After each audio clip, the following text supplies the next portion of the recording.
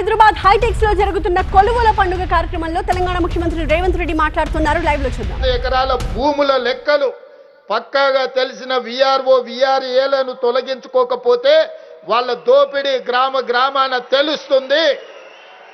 వాళ్ళ దుర్మార్గాన్ని తెలంగాణ సమాజం ప్రశ్నిస్తుందని మిమ్మల్ని బలి పశువులుగా నిలబెట్టిండ్రు. అందుకే ఎప్పుడైనా విశ్వాసం కలిగిన కుక్కనైనా చంపాలి అని అంటే పిచ్చిదని ముద్రయ్యాలి అని పెద్దలు చెప్పిండ్రు.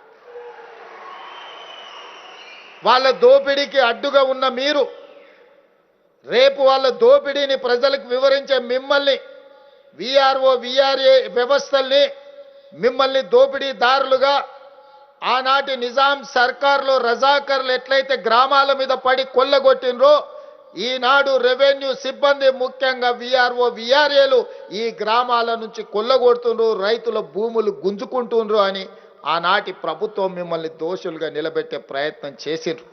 మీరు చెప్పినా, మీరు మాట్లాడినా, మీరు కొట్లాడినా వినేవాడే ఆనాడు లేడు.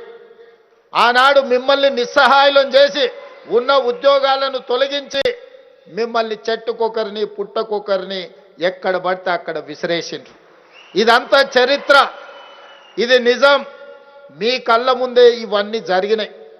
అందుకే ఆనాడు నేను పాదయాత్ర మొదలుపెట్టినప్పుడు సమ్మక్క సారలమ్మ జాతర సాక్షిగా సమ్మక్క సారలమ్మ ఆశీర్వాదం తీసుకొని సీతక్క తోడుగా పాదయాత్ర మొదలుపెట్టి వివిధ నియోజకవర్గాలు వివిధ జిల్లాలలో రైతులను కలుసుకుంటూ పేదలతో మాట్లాడుకుంటూ వాళ్ళ సమస్యలు తెలుసుకుంటూ ముందుకు వెళ్ళిన ఎవరిని కదిలిచ్చినా అది ప్రభుత్వ ఉద్యోగి అయినా ప్రైవేటు వ్యక్తి అయినా పేదవాడైనా దళితుడైనా గిరిజనుడైనా ఈ ధరణి ఒక భూతంగా మారి మమ్మల్ని పట్టి పీడిస్తుంది. ఈ కొరివి దయ్యం నుంచి మాకు విముక్తి కలిగించండి అని చెప్పింది. అందుకే రాహుల్ గాంధీ గారితో చెప్పించిన సిడబ్ల్యూసి సమావేశంలో తీర్మానం చేసినాం. ప్రజాపాలనలో ఇందిరమ్మ రాజ్యంలో ధరణిని బంగాళాఖాతంలో ఇసిరి వేస్తాం, దానికి ప్రత్యామ్నాయంగా చట్టాన్ని తెస్తామని ఆనాడు చెప్పడం జరిగింది. దాంట్లో భాగంగానే దీని మీద మనసు పెట్టి ఈ సమస్యను పరిష్కరించే మంత్రి నాకు తోడుగా ఉంటే ఆ సమస్యకు శాశ్వత పరిష్కారం దొరుకుతుంది అని చెప్పి శ్రీనివాసరెడ్డి గారు రెవెన్యూ శాఖ అడగలే. కానీ నేనే ఢిల్లీలో మా పెద్దలతో మాట్లాడి ముఖ్యమంత్రికి ఒక నిర్ణయం తీసుకున్నా. ఈ రెవెన్యూ శాఖకు శ్రీనివాసరెడ్డి గారిని మంత్రిగా పెట్టడం ద్వారా ఈ ధరణి అనే మహమ్మారిని వదిలించడానికి అవసరమైన ప్రణాళికలు సిద్ధం చెయ్యాలి అని చెప్పి వారితో పాటు నిష్ణాతులైన నిపుణులతో ఒక కమిటీ వేయడం జరిగింది. చర్చించినాం, విడతల వారిగా చర్చించినాం, రోజుల వారిగా నెలల కొద్దీ చర్చించినాం, సూచనలు తీసుకున్నాం, సలహాలు పాటించినాం. చివరికి భూభారతి 2025 చట్టాన్ని తీసుకొచ్చి ఈ తెలంగాణ 4 కోట్ల ప్రజలకు అంకితం చేయడం ద్వారా ఈరోజు ధరణితో పట్టుకున్న దరిద్రాన్ని భూభారతి ద్వారా పరిష్కరించే ప్రయత్నం చేసిన మిత్రులారా. మీకందరికీ తెలుసు ఈరోజు తెలంగాణ సమాజంలో ఉన్న భూముల యొక్క సమస్యలు. ఈరోజు యజమాని పేరు రాదు, అమ్ముకున్నోడు పేరు అందులోకి వస్తుంది, లేకపోతే ఇతర సమస్యలు ఉంటాయి. ప్రజలకు అందుబాటులో ఉండే విఆర్ఓ విఆర్ఏలే కాదు తహసీల్దారులు ఈ ప్రజలకు ప్రత్యక్షంగా అందుబాటులో ఉంటారు. గ్రామాల నుంచి పేదలు వచ్చి అడిగినప్పుడు దాన్ని పరిష్కరించే అధికారం వీళ్ళ దగ్గర నుంచి తీసేసారు. ఇది గంప గుత్తగా కలెక్టర్కు కట్టబెట్టారు. ఆ పైన కుర్చీలో ఉన్న పెద్దలు ఆ అధికారాన్ని చేతిలో ఒడిసి పట్టుకున్నారు. సమస్యకు పరిష్కారం కాదు, ఎన్నిసార్లు తిరిగినా మీరేం సమాధానం చెప్పలేరు. దాంతో మీ మీద కోపము ఆవేశంగా మారి ఇబ్రహీంపట్నంలో తహసీల్దార్నే పెట్రోల్ పోసి తగలబెట్టే పరిస్థితి వచ్చింది. మల్రెడ్డి రంగన్న నియోజకవర్గంలోనే ఈ ధరణి భూతం వల్ల అమ్ముకున్నోళ్ళు తిరిగి కొత్త రికార్డులు వచ్చినాయని ఆ భూమి ఇంకొకరికి ఒప్పందం చేస్తే జంట హత్యలు ఈ ధరణి వల్ల అదే ఇబ్రహీంపట్నం నియోజకవర్గంలో జరిగినాయి. ఇవి 1-2 ఉదాహరణలు మాత్రమే నేను చెప్పదలుచుకున్నా. సిరిసిల్లలో ఒక ఆడబిడ్డ తన రెవెన్యూ రికార్డును సర్దిద్దుకోవడానికి లంచం అడిగిందని నేను ఇవ్వలేనని చెప్పి తాలిబొట్టును తీసి ఆ అధికారి కార్యాలయానికి తగిలిచ్చి వచ్చింది. అది సహజంగా వచ్చిన సమస్య కాదు, ధరణి వల్ల వచ్చిన సమస్య. ధరణి తీసుకొచ్చిన సమస్య పేదలకు. రెవెన్యూ అధికారులు తెచ్చిన సమస్య కాదు, అది రెవెన్యూ అధికారుల సమస్య కాదు. ఆనాటి పాలకులు తీసుకొచ్చిన సమస్య, ఆనాటి పాలకులు అంటించిన వైరస్. ఆ వైరస్ పేరే ధరణి. ధరణి పేరు మీద వాళ్ళు కొల్లగొట్టిన భూముల లెక్కలు తొందరలోనే గ్రామ పాలన అధికారులుగా మీరు వచ్చిన తర్వాత తీయాలి. అందుకే అన్ని రకాలుగా ఆలోచన చేసినాం, అందరితో మాట్లాడినాం, అందరి సలహాలు సూచనలు తీసుకున్న తర్వాత పేద రైతులకు ప్రభుత్వానికి ఒక వారధి ఉండాలి, సారథులుగా మీరు మారాలి అని ఈరోజు గ్రామ పాలన అధికారులను 5,000 మందిని నియమిస్తున్నాం. మిత్రులారా, ప్రభుత్వానికి పేద ప్రజలకు ఈ తెలంగాణ సమాజంలో ఉన్న దాదాపుగా 1,56,00,000 ఎకరాల భూములకు సంబంధించి, వ్యవసాయ భూములకు సంబంధించి రెవెన్యూ రికార్డులను ప్రక్షాళన చేయడమే కాదు, పారదర్శకంగా పేద రైతులకు అందుబాటులోకి తేవడమే కాదు, గతంలో జరిగిన తప్పిదాలను సరిదిద్ది ఈరోజు ప్రజలకు అందుబాటులో పెట్టవలసిన బృహత్తరమైన బాధ్యత మీ భుజ స్కంధాల మీద ఉన్నది. మిత్రులారా,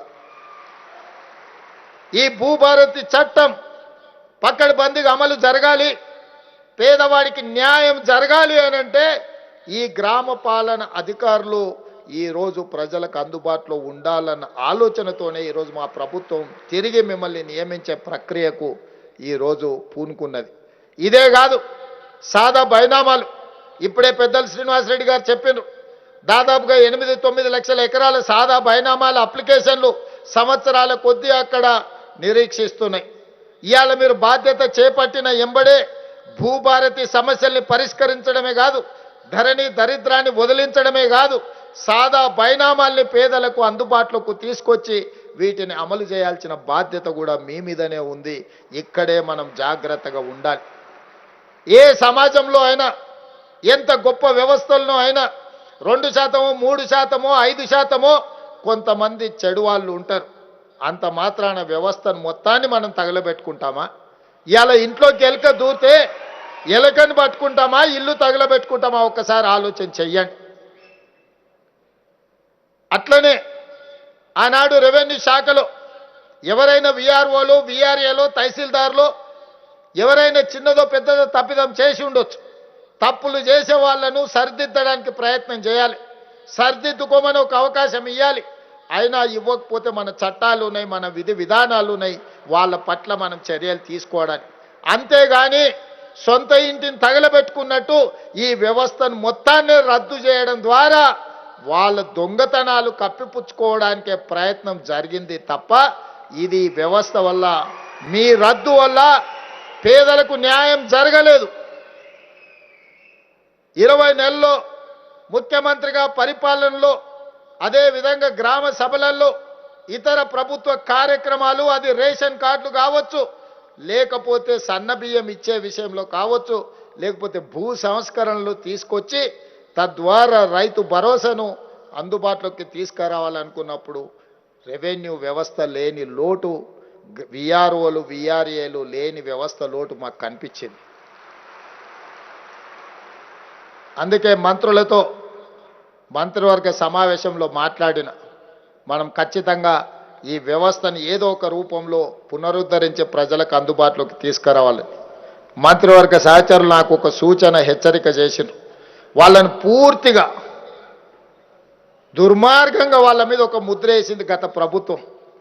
ఇవాళ దుర్మార్గమైన ముద్ర ఎంత పాతుకుపోయిందంటే మీరు చెరిపేసినా చెరగనంత బలంగా వాళ్ళు ముద్రేసిండ్రు, పచ్చబొడిసినట్టు. మరి ఈ వ్యవస్థను మీరు పునరుద్ధరిస్తే మళ్ళీ ప్రజలకు ఇబ్బంది జరుగుతుంది, రైతులకు కష్టం వస్తుంది, రైతులకు నష్టం జరుగుతుందని ఆ ప్రభుత్వం మిమ్మల్ని ప్రచారం చేస్తారు కదా. దీన్ని ఏ విధంగా ఎదుర్కొంటారని నన్ను సహచర మంత్రివర్గ సభ్యులు అడిగినారు. అంటే నేను ఒక మాట చెప్పిన, ప్రభుత్వంలో ఎంతోమంది ముఖ్యమంత్రులు అయినారు, ఎన్నో ప్రాజెక్టులు కట్టారు.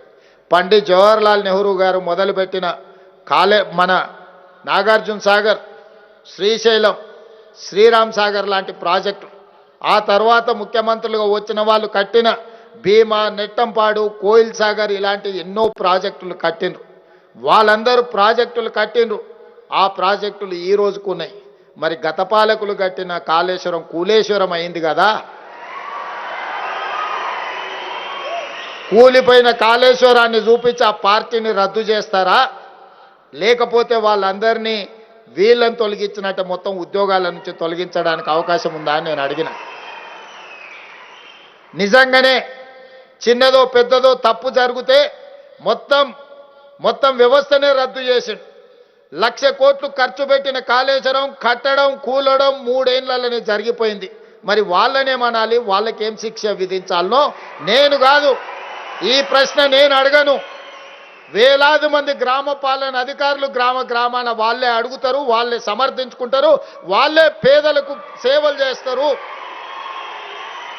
వాళ్ళే రైతుల సమస్యల్ని పరిష్కరించే బాధ్యత తీసుకుంటారు.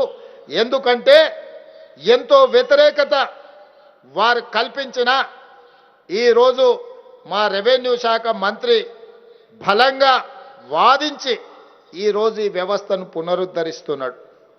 ఇవాళ పూర్తి బాధ్యత రెవెన్యూ మంత్రి పొంగులేటి శ్రీనివాసరెడ్డి గారు మీ తరఫున వకాల్తు తీసుకున్నాడు. నాకు వారి పట్ల మీ పట్ల సంపూర్ణమైన విశ్వాసం ఉన్నది, నమ్మకం ఉన్నది. తెలంగాణ సాధనలో భాగస్వాములైన మీరు, ప్రజాపాలన అధికారంలోకి రావడానికి భాగస్వాములైన మీరు ఈ ప్రభుత్వానికి చెడ్డ పేరు వస్తే నాకు, మీకు, మీ సోదరుడు పొంగులేటి శ్రీనివాసరెడ్డి గారికి కూడా చెడ్డ పేరు కాదా? ఇవాళ అందుకే ఏ చెడ్డ పేరు రాకుండా ఖచ్చితంగా మంచి పరిపాలన అందించి భూభారతి చట్టాన్ని అమలు చేయడమే కాదు, సాదా బైనామాలను కూడా ఎక్కడ వివాదాలకు తావు లేకుండా ఖచ్చితంగా మా గ్రామ పాలన అధికారులు అమలు చేస్తారని మంత్రివర్గానికి నేను హామీ ఇచ్చిన. అందుకే మిత్రులారా, ఈ భూమితో చెలగాట మాడినోడు, ఈ భూమి మీద ఆధిపత్యం చెలాయించాలనుకున్నాడు, కొమరం భీము నుంచి మొదలు పెడితే ఈనాటి ధరణి పోర్టల్ తీసుకొచ్చిన వాళ్ళ వరకు ఎవ్వరు కూడా ఈ భూమి మీద ఆధిపత్యాన్ని సాధించలేదు. అది అసాధ్యం అని నేను ఈ సందర్భంగా తెలియజేయదలుచుకున్నా. ఏ గతి పట్టిందో నిజాం నవాబులకు, రజాకర్లకు, భూస్వాములకు, జాగీర్దారులకు, జమీందారులకు ఆనాటి సాయుధ రైతాంగ పోరాటంలో ప్రజలు ఏ విధంగా గుణపాఠం చెప్పినరో, ధరణి ముసుగులో దోపిడీకి పాల్పడాలనుకున్న వాళ్ళకు కూడా ప్రజాస్వామ్య పద్ధతిలో ఈనాడు మీరు గుణపాఠం చెప్పినరు. అందుకే ప్రజాపాలన వచ్చింది. ఇందిరమ్మ రాజ్యంలో మళ్ళీ మీ కొలువుల జాతర మొదలైంది. అందుకే ఇది మీ ఆత్మ గౌరవానికి సంబంధించిన సమస్య. ఇది ఉద్యోగం కాదు, ఇది భావోద్వేగం. మిమ్మల్ని చాలా సమాజం ముందు దోషులుగా నిలబెట్టే విధంగా చిత్రీకరించారు. ఇవాళ వాళ్ళకున్న అధికారాన్ని, ఆ రోజు ఉన్న టీవీలు, పేపర్లను అన్నిటిని అడ్డం పెట్టుకొని మీ మీద రోజుల కొద్దీ విష ప్రచారాలు కల్పించి మిమ్మల్ని దోషులుగా తెలంగాణ సమాజం ముందు నిలబెట్టే ప్రయత్నం చేసిండ్రు. ఒక రకంగా ఈ తప్పుడు ప్రచారం బలంగా ప్రజల మెదళ్లలో నాటుకుపోయే విధంగా ఈ విష ప్రచారాన్ని ఆనాటి పాలకులు కల్పించరు. అందుకే మిత్రులారా, జాగ్రత్తగా ఉండండి. ఈరోజు సమయస్ఫూర్తితో, సంవయనంతో మనం అందరం వ్యవహరించాలి. రేపు జరగబోయే కార్యక్రమాలలో మీరు క్రియాశీలక పాత్ర పోషించాలి.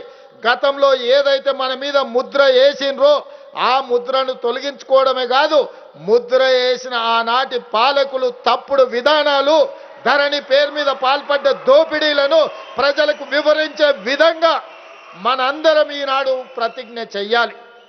ఉద్యోగం ఇది కాకపోతే ఇంకొకటి వస్తుంది, మీకు ఇంకో అవకాశం కాకపోతే జీవితంలో ఇంకో అవకాశం వస్తుంది. కానీ మన మీద పడ్డ మచ్చను చెరుపుకునే అవకాశం అరుదైన సందర్భాల్లోనే వస్తుంది. ఇవాళ రెవెన్యూ శాఖ మీద పడ్డ మచ్చను చెరుపుకునే అవకాశం మీ 5,000 మంది చేతుల్లోనే ఉంది. అందుకే మిత్రులారా, గ్రామాలకు వెళ్ళండి, ప్రజా సమస్యలు తెలుసుకోండి, వాటిని పరిష్కరించండి. ప్రభుత్వం మీకు అండగా నిలబడుతుంది. ప్రభుత్వం మిమ్మల్ని భుజం తట్టి ప్రోత్సహిస్తుంది. మీరిచ్చిన సూచనల్ని ప్రభుత్వం తీసుకుంటుంది, ప్రజా సమస్యల్ని పరిష్కరిస్తుంది. మీ మీద, మన మీద పడ్డ మచ్చను పరిపాలన చెయ్యలేడు అని నా మీద చేస్తున్న ఆరోపణ, పరిపాలనలో అవినీతికి పాల్పడతారని మీ మీద చేస్తున్న ఆరోపణ తప్పు అని నిరూపించాల్సిన బాధ్యత మన అందరి మీద ఉంది. నిరూపిస్తామని చెప్పి పెద్ద ఎత్తున చప్పట్లు కొట్టి వాళ్లకు హెచ్చరిక జారీ చేయండి అని మీ అందరి దగ్గర కోరుకుంటూ సెలవు తీసుకుంటున్న. ధన్యవాదాలు మిత్రులారా. ఎంతో ఉత్సాహంగా, ఆనందంగా, కొలువుల పండగ నిజంగానే పండగ అన్నట్టు స్పందిస్తున్న మీ అందరికీ ధన్యవాదాలు. ఆనరబుల్ సీఎం రేవంత్ రెడ్డి గారు ఆత్మ గౌరవాన్ని రెట్టించేలా, ఆత్మవిశ్వాసం పెంపొందించేలా కొలువుల పండుగ సంకల్పించారు. అందుకు మీరు అద్భుతమైన ఉత్సాహంగా స్పందించారు.